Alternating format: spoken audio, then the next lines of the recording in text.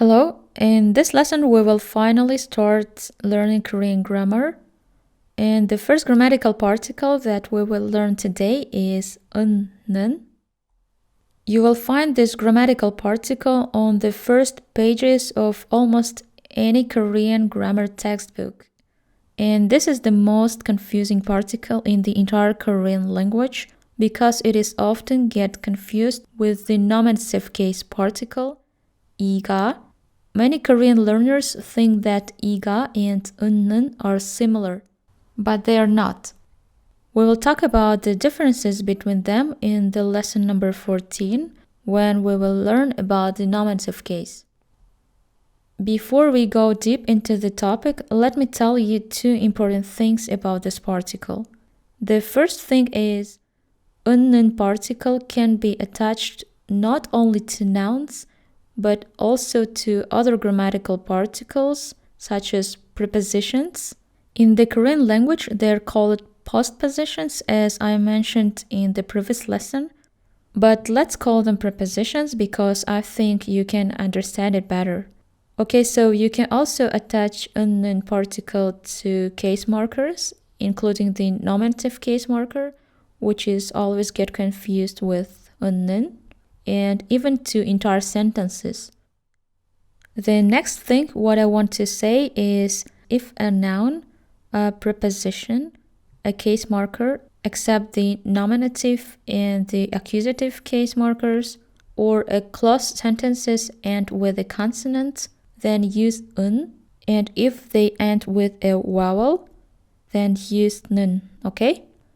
So what is 는 particle and what is its function? What kind of meaning does it give to nouns and clause sentences it is attached to? Well, most of the Korean textbooks will tell that it is a topic particle and it is used to mark a topic of the sentence. And this is where all the confusion around 는 particle comes from. It comes from its definition as a topic particle, which is not accurate. Firstly, in general, almost every sentence has the main word, the topic of the sentence, right? But in Korean, you don't use 는 particle in every sentence. Take a look at these examples. My stomach hurts, the weather is good, the car is broken, my mom will do. So these four words are topics of the sentences, right? But if we add 는 to these words, in Korean the sentences would sound a bit strange. They sound more natural without 는. Here is the discrepancy between the definition of the particle as a topic particle and its actual usage. That's why it's so confusing. You might don't understand this pain now, but you probably will after we learn the nominative case and you will try to make your own sentences. So, what exactly this particle is used for? It is often used to define or describe things. You can use it when in English you want to say is or as for. For example, Hangul is the Korean alphabet. We define the meaning of the word Hangul. What is Hangul? Hangul is the Korean alphabet. So we should attach 은 to the word Hangul. Here is another example. That person is my friend. Here we give the definition or description of that person. Let's take a look at a few more examples. Earth is the third planet from the Sun. In this example, we describe or give definition to Earth. Democracy is a form of government. Here we define the term democracy. This book is interesting, or as for this book, it's interesting. We describe the book. So when you want to describe something, whether it's an object, a person, an action, or anything, you should use 는, okay? Another situation when it's necessary to use 는 is when you want to show a contrast between objects, actions, etc. For example, I don't have a headache, but I do have a stomach ache. Here is the contrast between head and stomach. Head is fine, but the stomach is in trouble. So you want to draw the listener's attention to the stomach in the first place.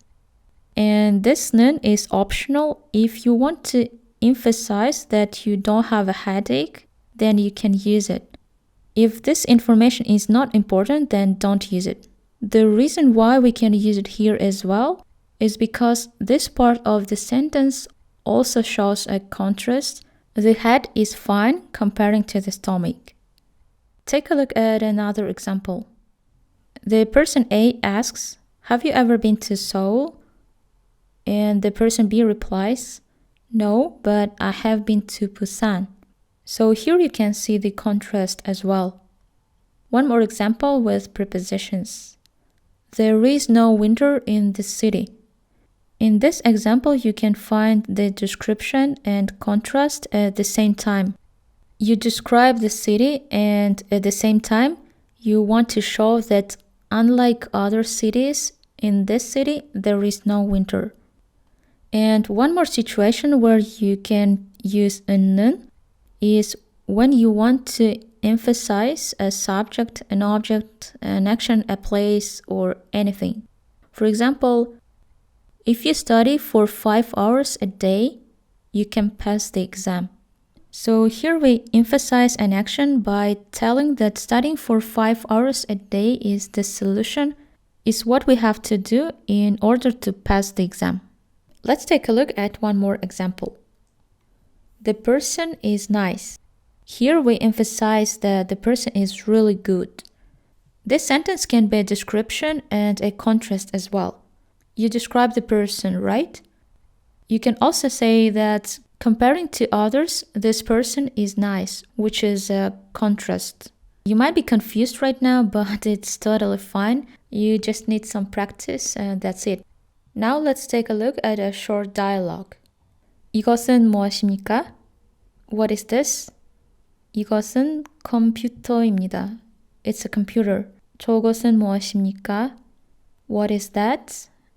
저것은 책입니다. That is a book. So here we use this particle because we are asking for the definition or description of an object. 이것 means this, and 저것 means that thing over there. And if you want to ask about places like what is this place or what is that place, then use another word. Instead of 이것 or 저것, say 여기, 거기 or 저기. Why you cannot use these words for places? It is because 것 means a thing. And places are not things, right? That's why we cannot use 이것, 저것 when we talk about places. You might have got a question, what is the difference between 여기, 거기, and 저기? There are 3 types of pronouns for objects and for places. 이것, 그것, 저것 literally mean this thing, and that thing over there. And for places, we use 여기, 거기, and 저기. So what's the difference? This is you and this is another person. So if an object or a place you're talking about is close to you, then say 이것, 여기. If it's far from you but close to the person you are talking to, then say 그것, 거기. And if the object or place is far from both of you, then say 저것, 저기.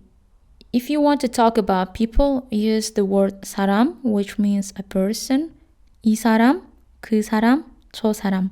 For example, this is my friend. In Korean would be 이 사람은 제 친구입니다. Okay, that's all for today. Here's your homework. Attach 은 or 는 to these words, and if you want me to check your homework, you can write your answers in the comments. And this is the list of new words. We are going to use them in the next lesson. Try to learn them. Have a great day and see you next time.